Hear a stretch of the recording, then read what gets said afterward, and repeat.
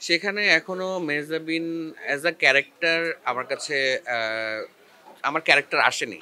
মানে এই চান্সটা হয়তো শঙ্খ লুফে নিছে। নরমাল মধ্যবিত্ত দর্শক যারা আছে এদের গল্প এটা।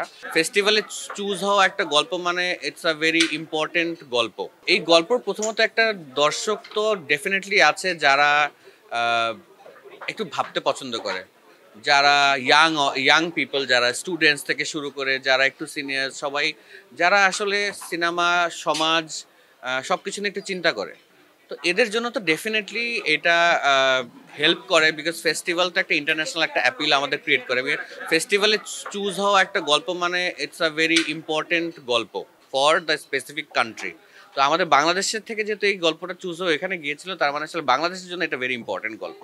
ইম্পর্টেন্ট কোন সেন্সে? ইম্পর্টেন্ট সমাজের জায়গা থেকে, ইম্পর্টেন্ট মানুষের জায়গা থেকে, ইম্পর্টেন্ট আর্টের জায়গা থেকে। তো সেই জায়গা থেকে যেহেতু গেছে এক ধরনের লেভারেজ তো আমার কাছে আমার বিশ্বাস আমরা পাবো। বাট ওটা আমার কাছে ইম্পর্টেন্ট লাগে না। আমার কাছে মনে হয় যে আমাদের যে নর্মাল মধ্যবিত্ত দর্শক যারা আছে এদের গল্প এটা। আমি বিশ্বাস করি এরকম যে যেমন আমার ফ্যামিলি এটা দেখে আরাম পাবে গিয়ে, ওরা দেখে এটা এনজয় করবে। এনজয় মানে ওদের কাছে এক ধরনের ফিলিং এভোক করবে। তো ফিলিংটা নাড়া দেওয়া হচ্ছে এই ফিল্মের কাজ আরকি। আই থিংক আমি যেই ফিল্ম নিয়ে আসলে গল্প লেখার চেষ্টা করতেছি এখনো, সেখানে এখনো মেহজাবিন অ্যাজ আ ক্যারেক্টার আমার কাছে আমার ক্যারেক্টার আসেনি ওইভাবে। আমার হয়তোবা অন্যরকম গল্প মাথায় ছিল। যেই কারণে এই চান্সটা হয়তো শঙ্খ লুফে নিছে। অ্যান্ড ইটস নট দ্যাট যে আমি গল্প বললেই যে উনি কাজ করতে রাজি হতো সেটাও আমার ধারণা করতো না। বিকজ ও গল্প চুজের ক্ষেত্রে খুবই ক্রিটিক্যাল অ্যান্ড অনেক কোয়েশ্চেন করতে থাকে। কোয়েশ্চেন করতে একটা সময় এই কোয়েশ্চেন করতে গল্পটাই ভালো হয়ে যায়। তো সেই জায়গা থেকে আমি কখনো ভাবিনি উনাকে এখনো ওইরকম কোনো গল্প আমি পাইনি যেটাতে আসলে ওনাকে নিয়ে কাজ করার সুযোগ আছে বলে মনে করি। বাট দেন এগেইন শঙ্খ করাটা I am happy. I am really glad যে মেহজাবিন আসলে একটা সুন্দর একটা গল্পতে থাকলো।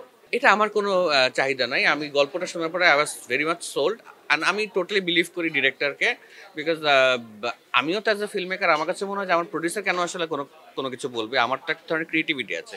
আমি ওকে ক্রিয়েটিভলি পজিটিভ সাজেশন দিতে পারি। সো সেই ক্ষেত্রে শঙ্খ নিজেই সবকিছু চুজ করে অ্যান্ড আমি জাস্ট জানি যে কি করছে। আমার কাছে মনে হয় এই গল্পটা আমাদের সমাজের গল্প। মধ্যবিত্ত যারা আছে, নিম্নবিত্ত যারা আছেন অথবা আমরা যারা আছি আমাদের সবাই এই মালতীর সাথে কানেক্ট করতে পারবো। আমরা সবাই আসলে এরকম ক্যারেক্টার আশেপাশে দেখে থাকি। আমরা এই ফিল্মের মাধ্যমে কিছু মেসেজ দিচ্ছি। কিছু এটা না এমন না যে কোনো বইয়ের পড়ার মতো স্ট্রংলি মেসেজ ঢোকানো আছে। আমরা একটা এন্টারটেইনিং গল্পর মাঝখানে মেসেজটা দিচ্ছি। তো সামহাউ আপনাদের কোনো না কোনোভাবে আপনাদের হার্টটা টাচ করবে এটাই আমরা চাই। অ্যান্ড আমি বিলিভ করি এটা আপনাদের টাচ করবে যদি আপনারা পুরো ফিল্মটা দেখেন।